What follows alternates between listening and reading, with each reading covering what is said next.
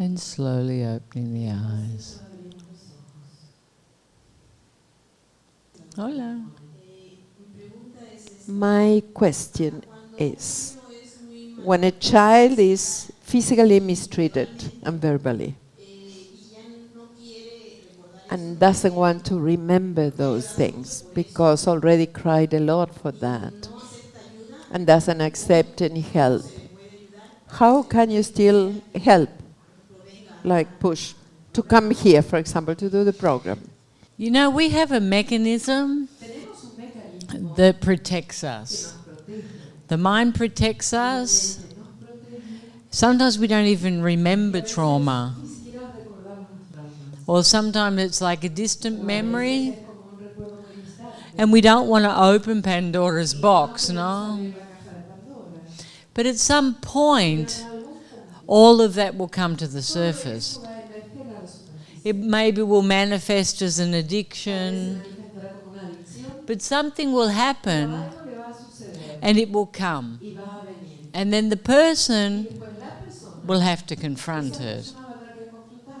And in that moment, they'll be open to receive. But you can't force that. You know, many people have traumas.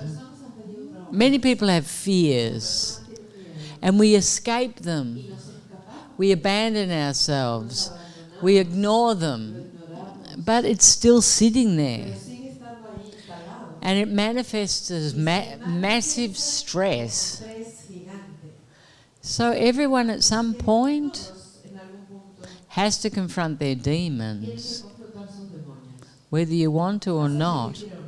Life demands it.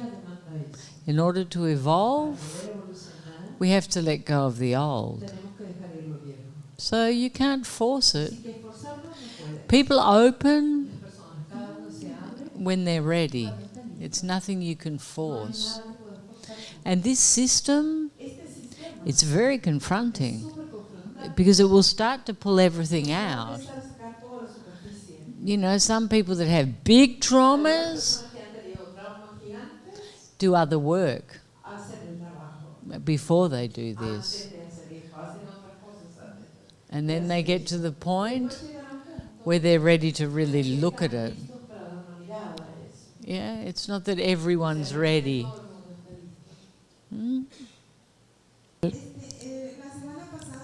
Last week, somebody asked about religion, and I was very clear with your answer, and I agree. But I have doubts about the spiritual world, the light world, or the spiritual world that lives with us. The energies, the ascended masters, light beings, Jesus, Buddha, angels, archangels. What happens with all that? Here we connect and it's me with my divinity. In my other belief system, I used to get hold of all of them. And now they are excluded from here. But I know they're only excluded if they don't pay. Yeah. And do quarantine. Yeah. You know, the thing is, that's an aspect of exaltation. And I'm not saying it's not a lot of people's reality, because it is. And it's part of the spiritual world. But this work's not based on anything external. It's focused on you, with you, expanding internal consciousness. There's no one guiding you. There's no one more than you. No one less than you. It's absolutely for you. Taking responsibility to heal yourself and find your own internal divinity. So those things are for other systems. You know, and this is time for you to be with you.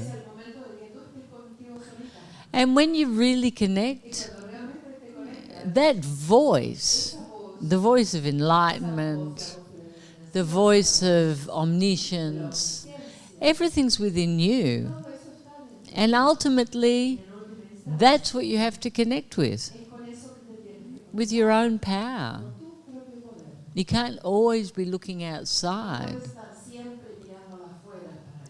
asking for guidance. You have to find it here and start to trust in that.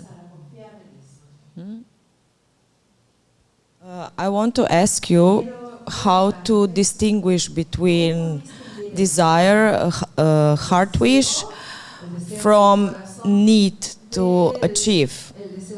I want to improve professionally. I need a challenge, and the option is on the horizon, maybe. But I'm asking myself also if this is because of the need to achieve, to need of approval, to prove something, or is this just my head because of fear? You know, it's natural that people want to evolve and they want to be better and do more. But if you think that that will give you fulfillment, that's wrong. It won't.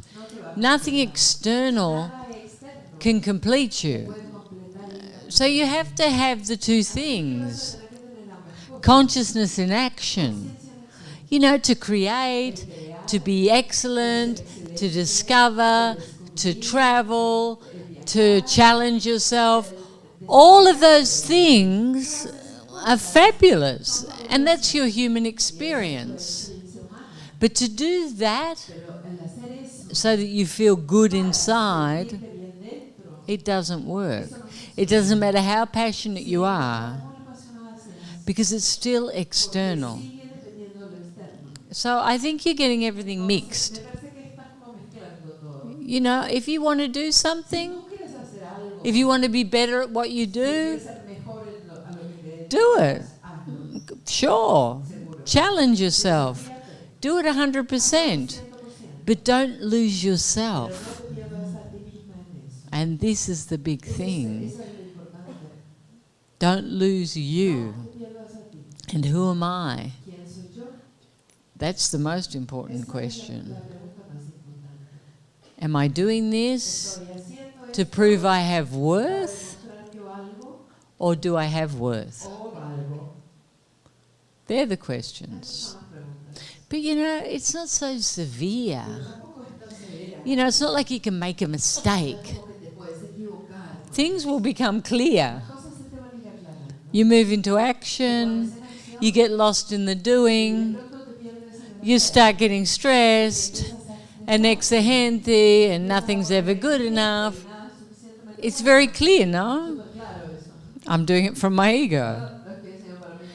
If you move into action, you feel very anchored, you're polishing yourself in every moment, enjoying your life, flowing, giving. It's clear. It's coming from my heart. I'm consciousness and evolution. So it doesn't matter. Move into action and see what happens. But be present. But don't get too complicated. You know, spirituality doesn't have rules. You're having a human experience. You know, you're not Jesus.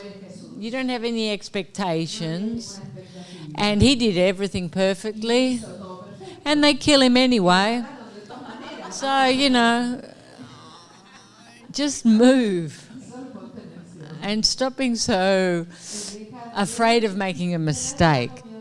Because you can't make a mistake. You're already that which you seek.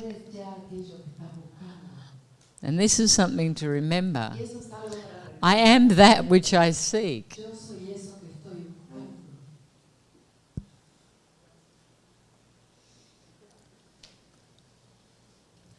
Hi.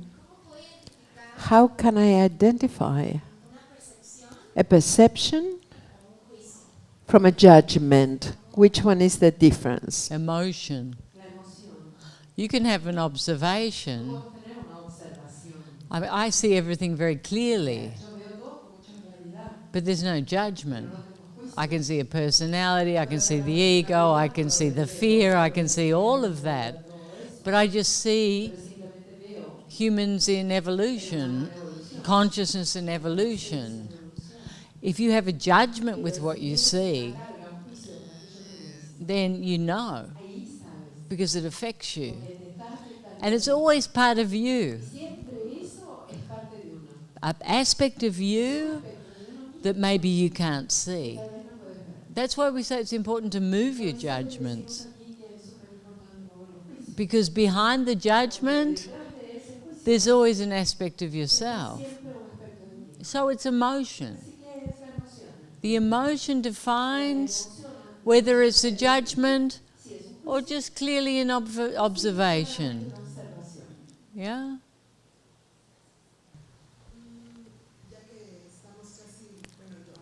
As I'm almost ready to go back to the real life,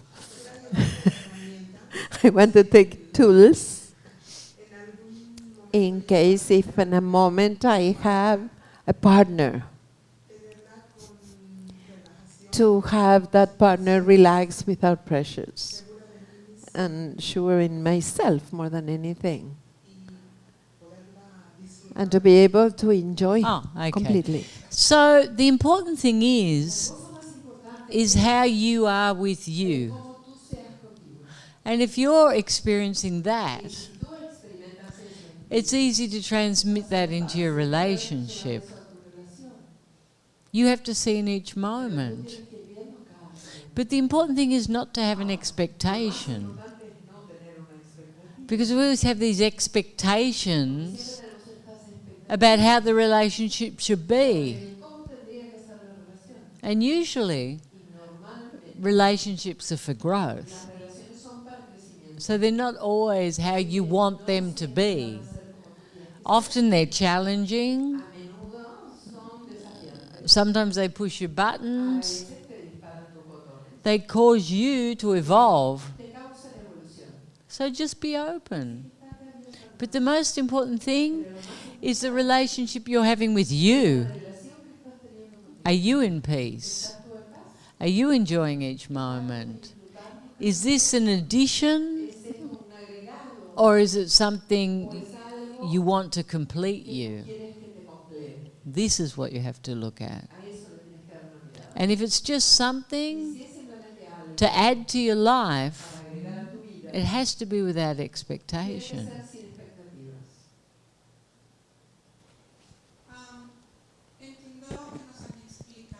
I understand what they explain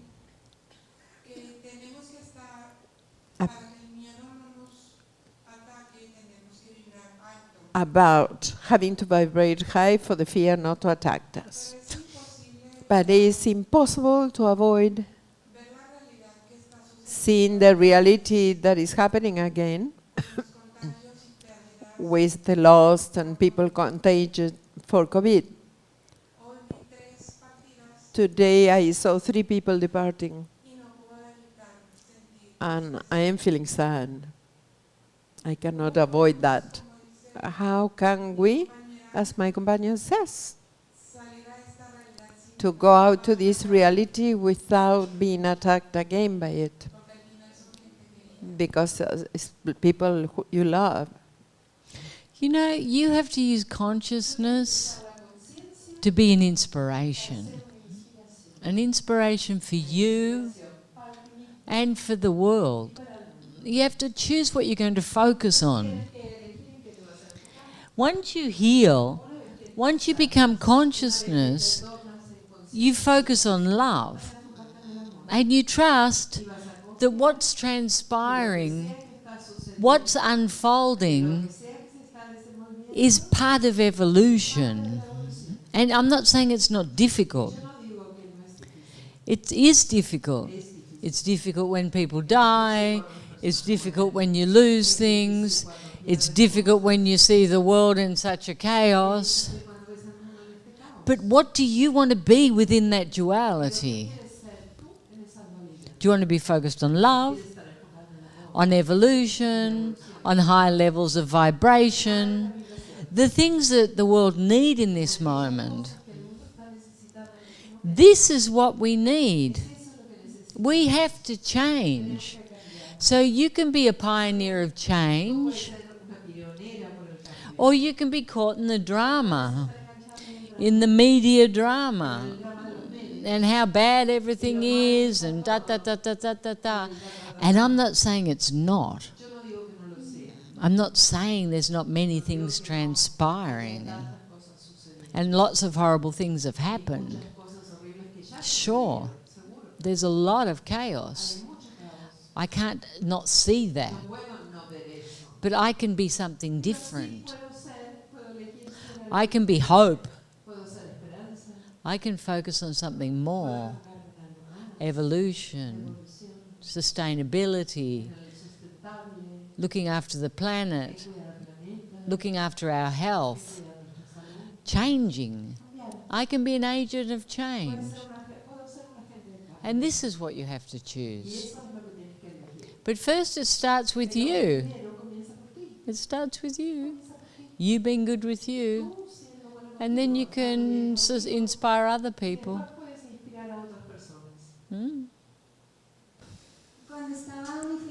When I was unifying, I saw that my mind was passing lots of things through, but I was not after it. And I felt as if consciousness has to be controlling the thoughts, so nothing bad will happen. Can you talk about that? You are not your thoughts. That which watches the thoughts is who you are. The witness, the consciousness, the thoughts of the duality. And you just witness them. Without judgment, without control. It's like the clouds. The sky's blue. It's permanent. The clouds are always moving. They're always moving. They're always changing. Sometimes they're black. Sometimes they're full of rain. Sometimes they're white and fluffy. Are there good clouds and bad clouds? No, they all serve. Nature needs storms. It needs rain. It needs fluffy white clouds for angels to sit on. You know, it's all important. And it's the same with your thoughts. They're your human experience. They're based in duality. They're not important. Do you know how many thoughts you have a day? Yeah, to control them is impossible. There's 60,000 to 100,000. All you can do is replace them with facets because they're focused on praise, love and gratitude. But the rest of the thoughts are like the clouds. They come and they go. And remember that. I'm not my thoughts. I'm not my body. I'm so much more than that. Something permanent, having this experience. Why did you choose Mexico and Uruguay to create these centers that benefit so much people? You know, I came to South America and it chose me because I was going back to Australia. I didn't even know where South America was. And I came here and I just fell in love with Latin people because my system is perfect for Latin people. Why? Because they're emotional. They're very connected to their hearts. And I went and lived in many countries in South America. I started in Venezuela. I had a center in Colombia, a center in Argentina, Chile, and then my principal center started in Uruguay. And it was very well established for the South. Yes? But I also had a lot of students in Mexico. I had a television program, a very bad television program. But people liked it. And when I first came to Mexico, there was thousands of people that come to see me, no? And it just went from there. And, you know, we were gifted this centre. Candali's family gifted. First they gave it to me to use, and then there was a horrible accident. I guess you read. And her son died, and the family gifted me the centre for consciousness, no? So I've had the centre there in Uruguay and the centre here. But it's come to me. And I've just been saying yes and moving with that. And obviously I'm meant to be in Latin America. And very happy to be in Latin America. Very happy. Yeah. Uh-huh. I want to share that I feel super happy. Are you sure? ¿Segura, segura? Feliz. Feliz, feliz. Happy from Good, my good, guts. good, good. Qué lindo. Real like a joy. I have been breaking programs. They asked me through WhatsApp a moment ago if it was what I was expecting. And I said, no. No, it's not. It's much, much better. Oh, I'm so Qué happy. lindo.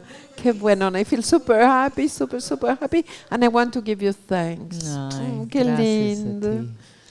You know, it's a funny thing. Because you came here with a fixed idea and you were sure that was why you were here. But it was more about you. And you had the intelligence to make that click and to change that. So I think that's wonderful. Very good, very good.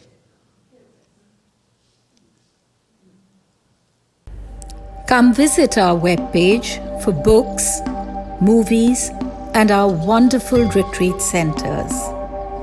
Isha's simple yet powerful system is transforming lives around the world.